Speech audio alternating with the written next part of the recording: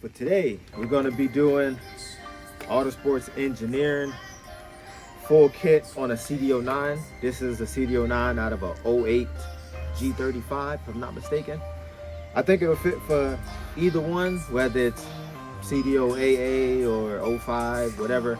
It'll fit G37, 370Z, 350Z, whatever.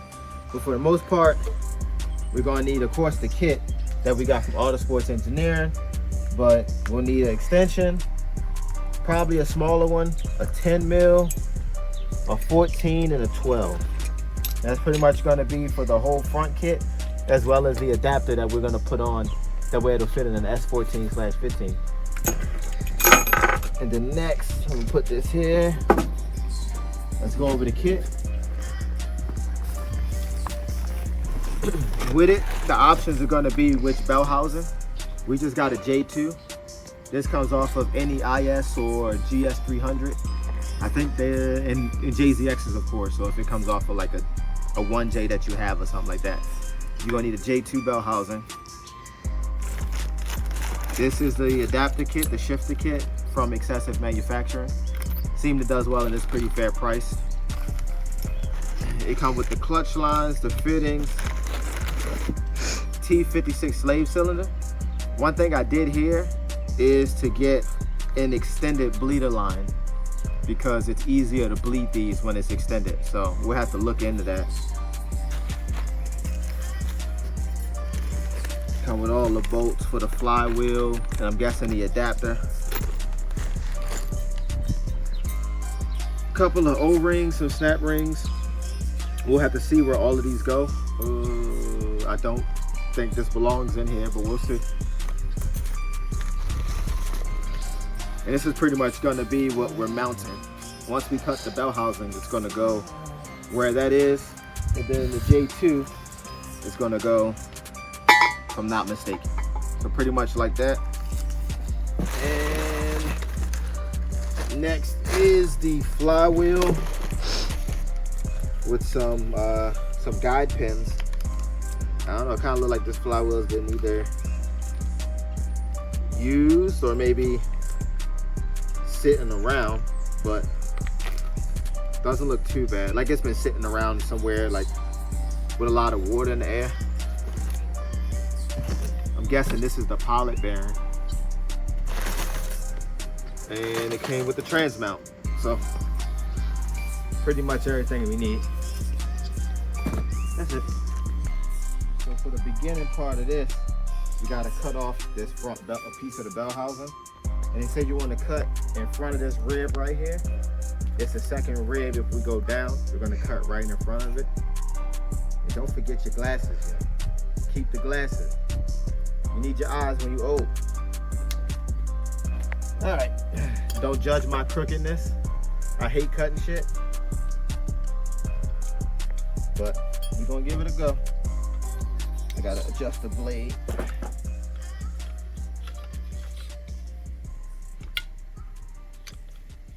All right.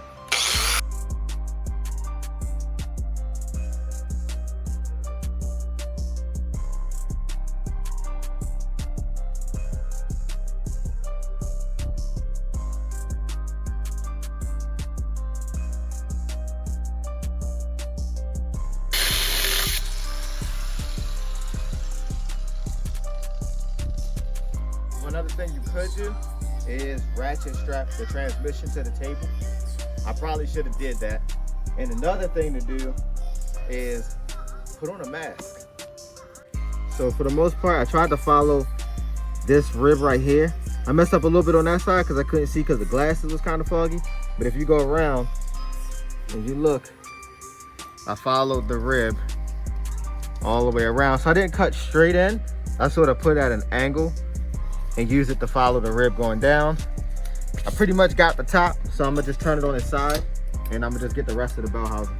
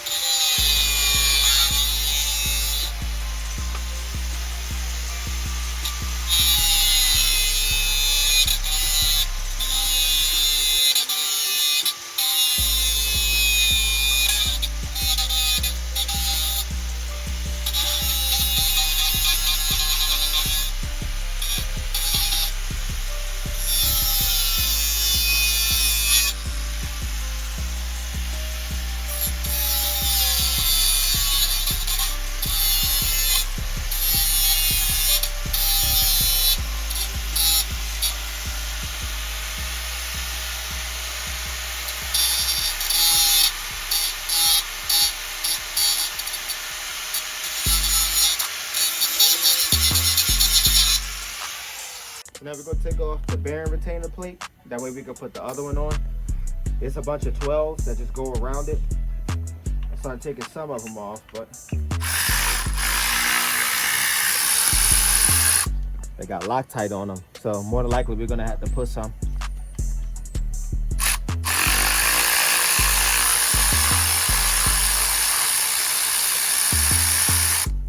Should have used the other gun.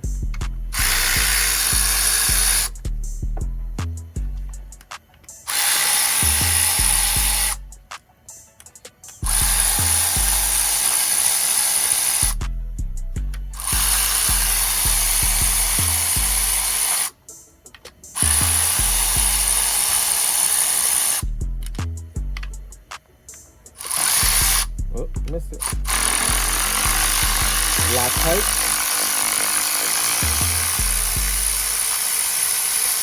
So it seems like only the bottom ones had Loctite on them. The top ones didn't. So that might be something to note. Maybe not.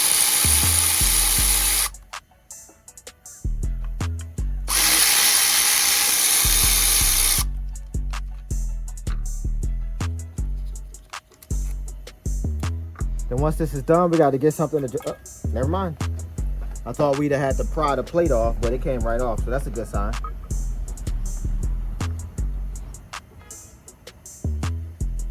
Boom. And that's the bearing retainer.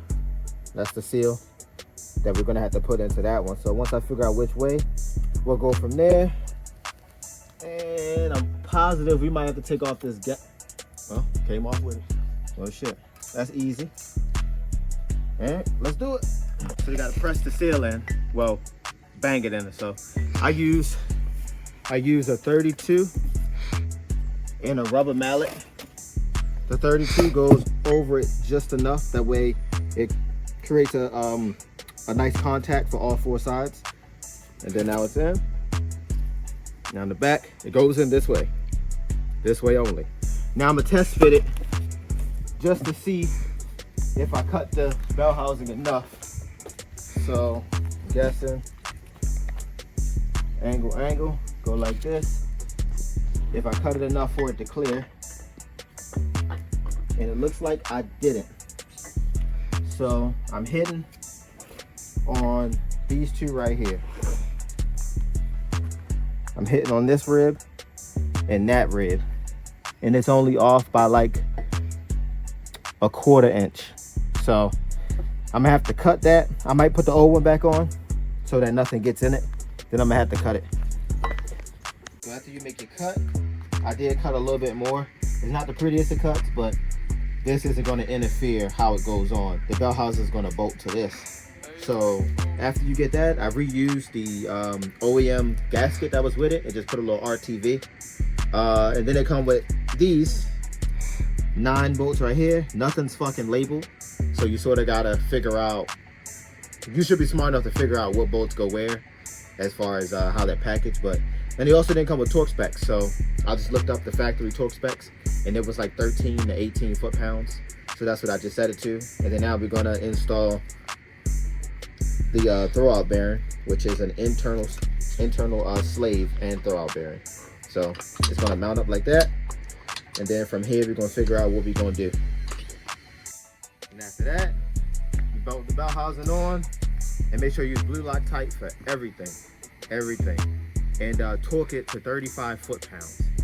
The kit is good, it's a great kit. It would benefit from having fucking instructions. Like, it's not hard. We order from Excessive. No matter what it is, they have instructions to how to put it in.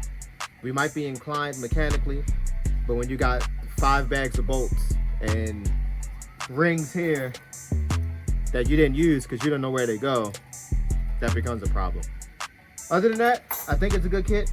Everything seemed to go and flow pretty well. Other than that, there ain't really no complaints. And this is what it should look like when it's done.